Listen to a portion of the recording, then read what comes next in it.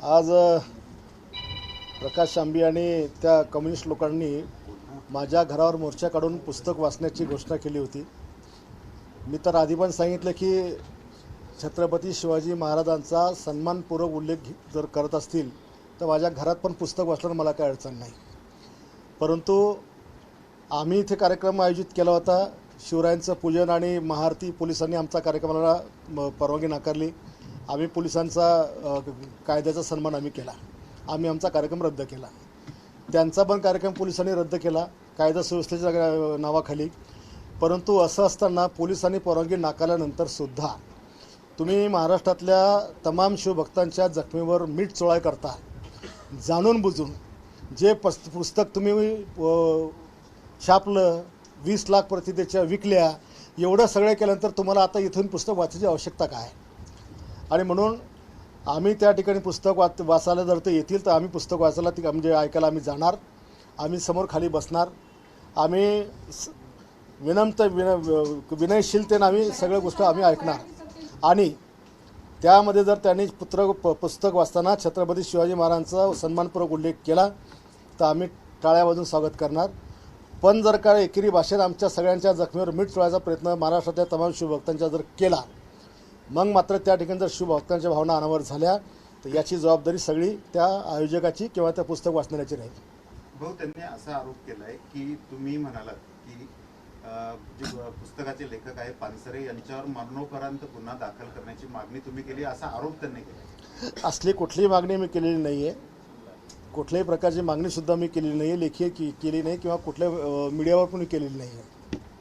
त्यांनी आज आता जिथं ते वाचन करणार आहेत तिथला पेंडॉल सुद्धा तुमच्या दहशतीने काढून नेल्याचा त्यांचा आरोप आहे। आमची कुठली दहशत नाही आहे। एखादा कोणी कोल्हापूरचा लांडगा इकडे येईल, इकडं कोलीकुई करेल, आमच्या गावात आग लावेल आणि विनाकारणचा कायदा सुव्यवस्था निर्माण करेल, असं त्या विचारात स्वतःच्या त्या मंडप चालकाला वाटलं की इथे देखील माझ्या मंडपामध्ये शिवरायांचा अपमान होणार आहे, म्हणून त्यांनी स्वतःच काढून नेला। त्याला सांगायची काय गरज आहे? भाऊ, सत्ता तुमची आहे, तुम्ही वेगळ्या पद्धतीने ही मागणी करू शकली असते। सत्ता तुमची आहे, तुम्ही वेगळ्या पद्धतीने ही मागणी करू शकली असते ना। तू जरा पत्रकार कच्च्या डोळ्याचा आणि कच्च्या कानाचा आहे। 3 अधिवेशनामध्ये भाषणं आहेत माझे, प्रत्येक ठिकाणी मागणी केलेली आहे मी। शिवाजीचा छत्रपती शिवाजी म्हणजे शिक्षण संस्था, शिवाजी शिक्षण संस्थेचं नाव बदलावं, राज्यामध्ये कोणत्याही संस्थेला नाव देताना छत्रपती शिवाजी महाराज हेच नाव द्यावं, अशा मीच नाही अनेक आमदारांनी मागण्या केलेल्या आहेत। प्रशांत आंबीवर गुन्हा दाखल करण्याची मागणी करण्यात आली। हो, आमच्या लोकांनी त्याच्यावर देखील गुन्हा हे करायची मागणी केली आहे। तमाम महाराष्ट्रातल्या सगळ्या लोकांचा शिवभक्तांचा अपमान झालेला आहे आणि म्हणून त्याच्यामुळे राज्यात कायदा सुव्यवस्था निर्माण होत आहेत, म्हणून त्याच्यावरही 505(ब) गुन्हा दाखल झाला पाहिजे भावना भडकवल्याचा। या पुढील भूमिका आपली काय असणार? आम्ही त्यांच्या मंडपात जाऊन पुस्तकाचं वाचन करणार। तुम्ही स्वतः येणार तिथे? हो, मी स्वतः जाणार। मी आमच्या सगळे शिवभक्त आम्ही सगळे जाणार।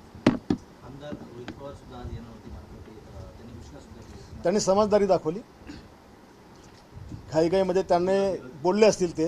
आता त्या दिवशी जे माझ्याकडे रिॲक्शन्स होत्या रात्री 12:30 वाजता, ते मी घरी पुस्तक वाचताना म्हणजे पाहिल्यानंतर माझ्यासोबत माझं फॅमिली होती आणि मी त्याबद्दल रागात आलो, अत्यंत रागात, कारण शिवरायांचा मी कोणताच वेळेस कधी सहन करत नाही आणि त्या रागापोटी मी त्याला शिवगाळ केली। त्या महिलांबद्दलचा मी ते शब्द, त्याची दिलगिरी व्यक्त केली आणि त्यांच्या म्हणण्याप्रमाणे त्यांनी केसेस म्हणजे FIR केला।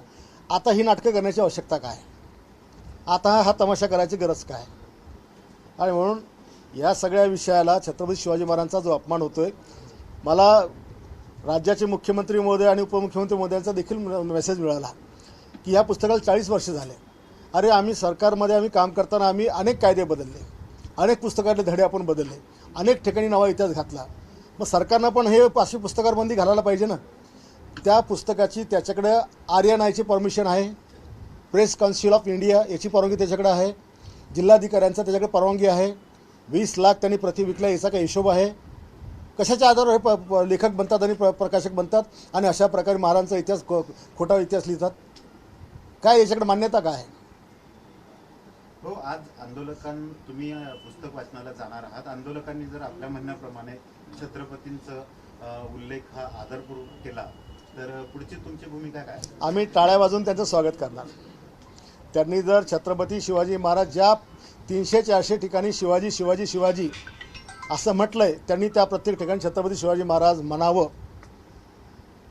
एका ठिकाणी तर त्यांनी औरंगजेब बादशाहजी म्हणलेलं आहे आणि इकडे शिवाजी म्हणलेलं आहे. म्हणजे यांना औरंगजेब बादशाहजी बादशाहला रिस्पेक्ट करतात पण आमच्या राजांना रिस्पेक्ट करत नाही. खरं तर तुमची ऑडिओ क्लिप व्हायरल झाल्यानंतर जे विरोधी पक्ष आहेत त्यांनी तुमच्यावरती टीका केली आहे. काँग्रेस पक्ष असेल किंवा राष्ट्रवादी असेल असं भारतमध्ये विरोधी पक्षांनी माझ्यावर टीका केली, आमच्या स्थानिकच्या काही विरोधकांनी टीका केली. विरोधकांना टीका करण्याचा पूर्णपणे अधिकार असतो, आम्ही हे नाकारत नाही. पण एकीकडे एखादा शब्द माझा चुकीचा निघाला त्याच्यावर टीका करता, पण एकीकडे महाराजांचा अपमान होतो त्याच्यावर बी बोला ना. त्याच्यावर कोण होऊन ज्या ज्या लोकांनी टीका केली यांची का तोडं शिवले होते का छत्रपती शिवाजी महाराजांचा तुमचा काही संबंध नाही आहे का? महाराज तुम्हाला मान्य नाही आहे? बोला ना त्याच्यावर. तो पार्ट संपला गुन्हे दाखल होण्याचा, माफी मागण्याचा. राहिला फक्त आता पार्ट शिवाजी महाराजांचा. मग हे बाकीचे बोलत का नाही? वडेट्टीवार म्हणतात संजूजी गंजू करतोय 10 बाप बिहार, तर मग काय गंजू करतील रे? काँग्रेस प्रदेशाध्यक्षांनी राज्यातील लोकांची माफी मागितली बुलढाणेकरांच्या वतीने. हा, काँग्रेस प्रदेशाध्यक्षांनी बुलढाणेकरांच्या वतीने राज्यातील जनतेची माफी मागितली. कशाबद्दल? तुम्ही जे शिवीगाळ करताय असे देताय त्याबद्दल त्यांनी माफी मागितली. अरे शिवी मी दिली, माफी मागितली, तो काय संबंध आहे?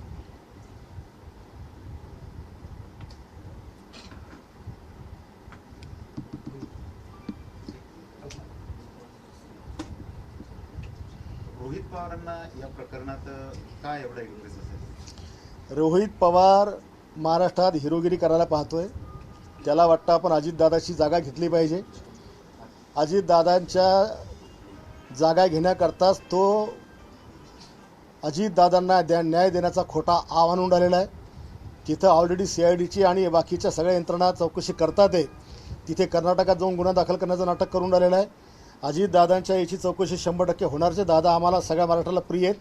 पण जेव्हा दादा जिवंत होते तेव्हा या रोहित पवारचं प्रेम कुठं गेलं होतं? दादाला प्रखरपणे विरोध करणारा, दादावर टीका करणारा, दादावर शिलक्या भाषेत बोलणारा हा रोहित पवार तेव्हा कुठं गेला होता? जेव्हा दादा जिवंत होते.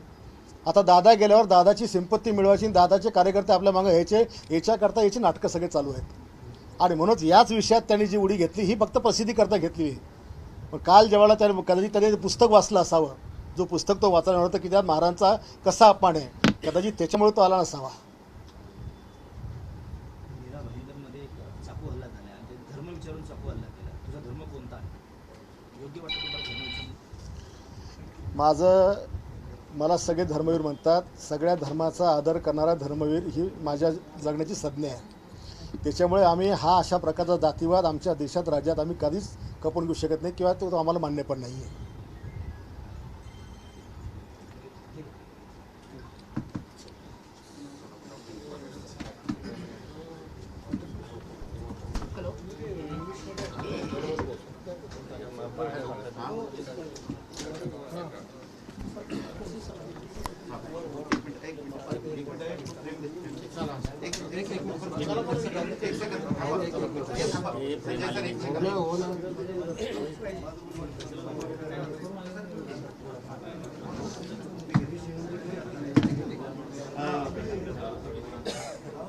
एक सेकंड.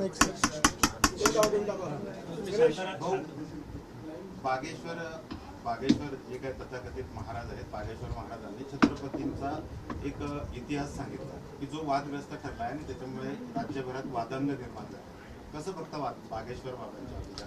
महाराष्ट्रात किंवा या देशात बागेश्वर बाबा असो का कोणी असो, छत्रपती शिवाजी महाराजांचा जो कोणी अपमान करेल त्या प्रत्येकावर कारवाई झाली पाहिजे.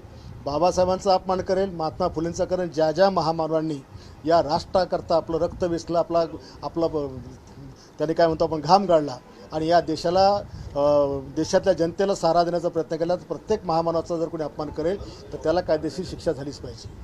बागेश्वर बाबांबद्दल आपलं काय? जे मत इतरांबद्दल आहे तेच यांच्याबद्दल पडेल. म्हणजे त्यांच्याकरता काही वेगळा कायदा आमच्या भारतामध्ये आहे का? त्यांनी दिलगिरी व्यक्त केली, क्षमा मागितली. एकदा क्षमा याचना केल्यानंतर पुढे काही राहतच नाही. महाराष्ट्रामध्ये सातत्याने अशा महापुरुषांचा अपमान होताना नाही. आता हे एक टीम वर्कच याच्यामध्ये छत्रपती शिवाजी महाराजांच्या कार्यकाळापासून काम करते. शिवाजी महाराजांचा इतिहास पाहिला, संभाजीराजांचा इतिहास पाहिला, पुढचा इतिहास पाहिला तर ज्या पद्धतीनं सदैव महाराजांच्या परिवाराला विरोध झाला, अगदी संभाजीराजांच्या हत्येपर्यंत विचार जर केला, तर प्रत्येक वेळेला महाराजांच्या परिवारासोबत हिंदुत्वासोबत हे सगळं घडलेलं आहे आणि ते अगदी महाराणा प्रतापांसोबत सुद्धा. आणि त्याच्यामुळे अशा शक्तींनी आमचा देश हा या ठिकाणी त्याला काय म्हणतो खूप मोठ्या संकटात नेऊन ठेवलेला आहे. या देशावर जे परक्यांच्या जो सदैव आमच्या या आक्रमणाचा बडगा असतो, या लोकांच्या हिमतीमुळे हे सगळं होत असतं आणि त्याच्यामुळं ही प्रवृत्ती ठेचल्या गेली पाहिजे. महापुरुषांचे असे अपमान होतोय तर तुम्हाला वाटत नाही का कायदा यायला पाहिजे महाराष्ट्रात? महाराष्ट्रामध्ये ऑलरेडी कायदा आहे, पण कडक अंमलबजावणी करण्याची आवश्यकता आहे आणि अशा पुस्तकावर बंदी घातली पाहिजे. शेवटी तुम्ही एका माणसाचा विचार करणार आहे का लाखो वाचकांचा, म्हणजे लाखो शिवभक्तांचा विचार करणार आहे? एबीपी माझा, उघडा डोळे बघा नीट.